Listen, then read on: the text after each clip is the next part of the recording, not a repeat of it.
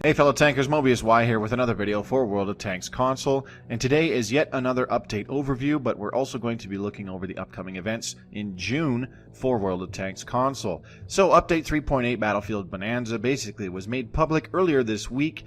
I'm sure some of you already know that because you had a massive download in order to complete updating your World of Tanks console game file on your Xbox One or your PlayStation 4. I'll show you exactly why that's the case a little bit later. So, Update 3.8 Battlefield Bonanza brings balance and graphical improvements to a pair of popular maps, Northwest and Redshire, and a sunnier Ardennes. We've also improved our platoon system by updating the look and feel of the interface. The system is now cleaner and more intuitive, so try it out with a battle buddy. So we've got Ardennes, a summer variant. The Battle of the Bulge was the last major German offensive in the west, and though it famously began in winter under cover of heavy fog, we have a new summer variant. Ardennes features a mix of wooded fields and city landscape for in-your-face brawls. Northwest is one of the redesigned maps. Haven't seen this map in a very long time. I guess I kind of understand why now. Northwest has undergone revisions to reduce some of the steep inclines for balance purposes. Terrain is lower in the north while the southwest corner is elevated. Prepare for new avenues of attack and less time traversing uphill. That actually sounds pretty nice. Expect a map drive of Northwest sometime in the future. Redshire was also updated. The rolling hills and village of this popular battlefield are fitted with the latest graphical enhancements to bring this battered village up to high definition. So I am looking forward to playing a little bit more Redshire again in competitive scrimmages with other clans. Should be a lot of fun. Not sure if I'll do a map drive of Redshire sometime in the future. I've played it a heck of a lot more than I've played, say, Windstorm, for example. But maybe I'll do one sometime in the month of June for the weekly World of Tanks console video. Improved platoon management user interface. We've updated the look and feel of the platoon management system to be clearer and more intuitive. It also lays the groundwork for future improvements. Not sure what that means, but I guess we'll see in the weeks to come, possibly even in the months to come as we approach summer here.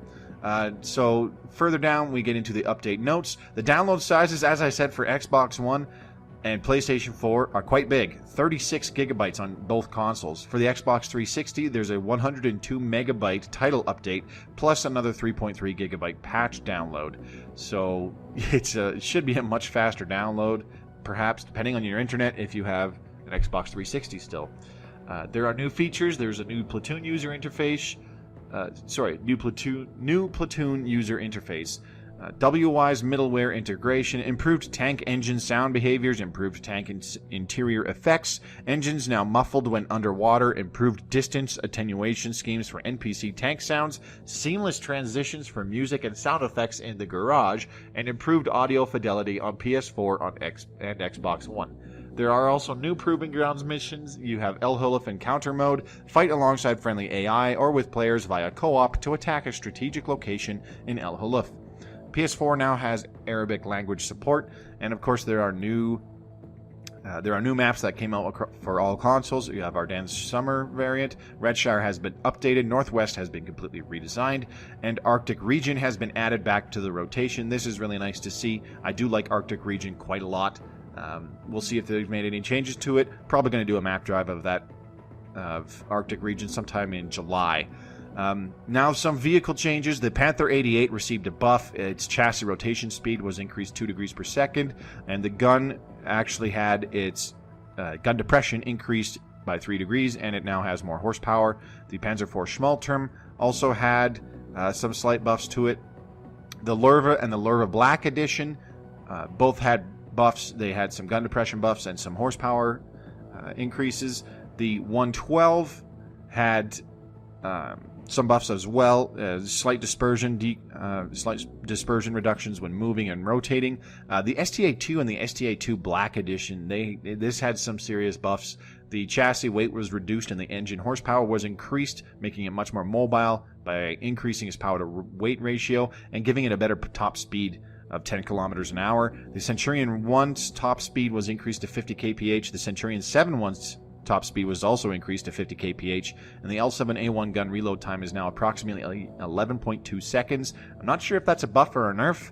to the reload speed because I don't know what the original value was, to be totally honest. There's also a list of additional features and bug fixes. It's very short for this update. I will post a link to the this update page on the World of Tanks console news page in the description below if you wish to go over this on your own time, as well as investigate in more detail what these additional features and bug fixes are, as well as obviously checking over the vehicle changes that we had. Now, that's not all. There was also a June overview given on the news page for World of Tanks console, and it's titled Enter the Crimson Knights. Tankers beware. The Crimson Knights are here, and they're dead set on dominating. They include a terrible twosome known as the Honor T-28E and Glory IS-5, both sporting exclusive decals. Not to be outdone by their Soviet comrades, the Fatherland IS-3A and Motherland T-54 have returned in a variety of bundles and an all-inclusive Crimson Knights Mega Pack. Last month, you added a few American heroes to your ranks. This month, prepare for Bogadier. A new Earn-Op will have you battling to add this special KV-222 variant to your arsenal. We round out the month with a new on-track event, another round of ranked battles, and a pair of new premium tanks from the land of Europa. Crimson Knights, June 2nd to the 29th. Add a splash of Crimson to your arsenal with 5 Soviet wonder weapons. No need to chase Honor and Glory when you can add the Honor T-28E and Glory IS-5, the Kremlin's newest war heroes. Honor and Glory aren't the only thing at stake. The Fatherland IS-3A and Motherland are also available in the store, and together with the Tier 5 Bogadier KV-222, this quintuplet forms the mighty Crimson Knights. Now, there's also another premium tank Earn-Op going on throughout the month of June, from June 2nd to June 22nd, and the Bogadier is available in bundles from June 2nd to June 29th. Speaking of the Bogadier, you can earn it for free in our next Earn-Op. The standard variant of this burly heavy tank is already a feared sight on the field with its near-impervious armor and preferential matchmaking. The Bogadier KV-222 is just as fierce and comes with an all-terrain camouflage and a crew also named Bogadier, which is trained in the legendary skill Iron Mace, which increases your shell's ability to retain its penetration values over distance. So once again, getting another special console exclusive crew skill that affects gameplay, yada yada yada. That is given to the crew when you either buy or earn the KV-222 Bogadier. Now, near the beginning of June, from the 2nd to the 15th, we have another on-track going on for the IS-7. This is really nice to see Wargaming doing some more on-track events. I really wish they did these way more often. Familiarize yourself with the Soviet playstyle through this on-track event where you can play popular behemoths like the Tier 5 KV-1 on your way to the Tier 10 IS-7. On-track events feature special discounts and ops with one goal in mind, to help you speedily unlock that Tier X vehicle in a particular line. It's not really what I'd say about an on-track vehicle. The discounts are really nice. They really help people save silver. And if I recall correctly, the on-track events tend to have you earning a little bit extra silver as well when you play the certain tanks down that line. But I digress. Valkyria Chronicles tanks hit console battlefields. This is June 22nd to July 2nd. June introduces 2 premium tanks from Valkyria Chronicles, the Edelweiss and the Nameless, both with custom crews with distinct voiceovers. That is in the end of June there, pretty much just the last week. For collectors, we have Dark Horse tanks from May 26th to July 2nd. The Dark Horse heroes return for a limited time to mark the release of the new World of Tanks Rollout comic collection. So the last day is basically the day this video comes out. There are going to be new consumables called patch kits introduced for the weekend of June 30th to July 2nd. Our mad scientists have developed a console-exclusive consumable that restores vehicle HP. Even your toughest tanks need to be patched up at times, and patch kits will do just that by restoring 20% of your vehicle's HP over 30 seconds when activated.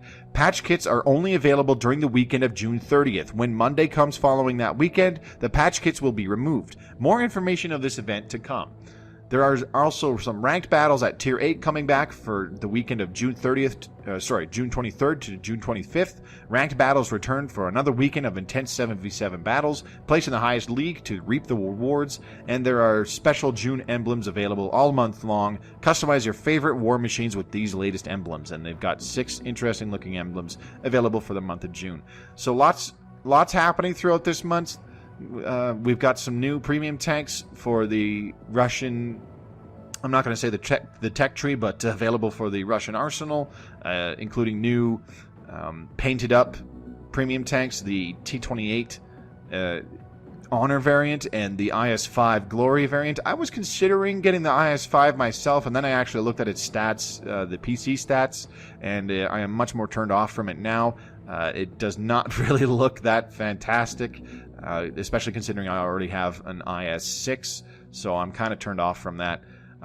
Earning the Bogadier, I am definitely going to be trying to do that this month myself. Especially getting a Russian crew with this Iron Mace skill. That just sounds really, really silly. Really helpful for things like a crew that I can move around in my competitive tanks for clan versus clan combat on my Russian tanks. It's great that they're doing another on-track event.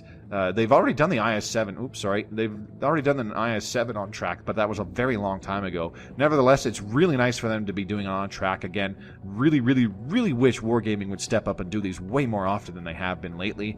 I'm not sure how I feel about these Valkyria Chronicles tanks. They're completely 100% fantasy tanks. They might look like some kind of Panther variant or something in these little thumbnails that are available here, but there's a Japanese flag on them. So from the sounds of things, from what I've read of them being on the Blitz version of World of Tanks as well, it looks like they're Japanese premium tanks. One of them is a medium and the other is a heavy tank.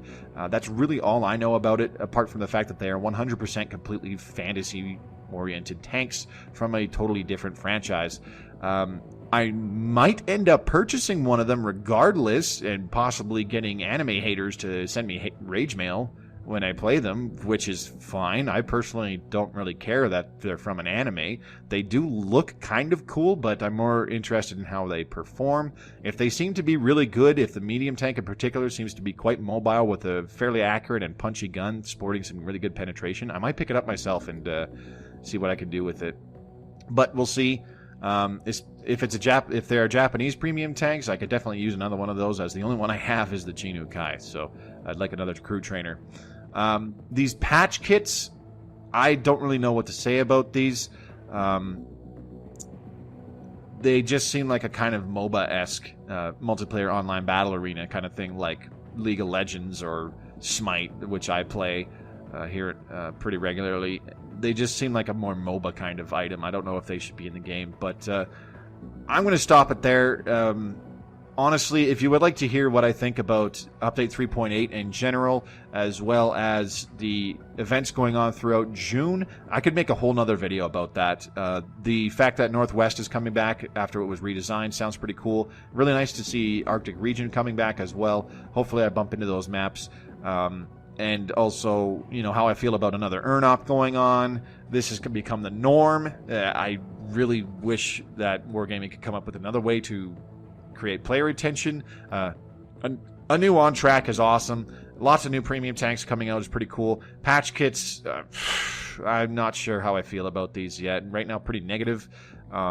And undecided on these Valkyria Chronicles tanks. I'm sure a lot of people who are familiar with what Valkyria Chronicles is will be very interested in purchasing these. Me, not so much. I just kind of want to see how they perform first, get an idea of what their statistics are like.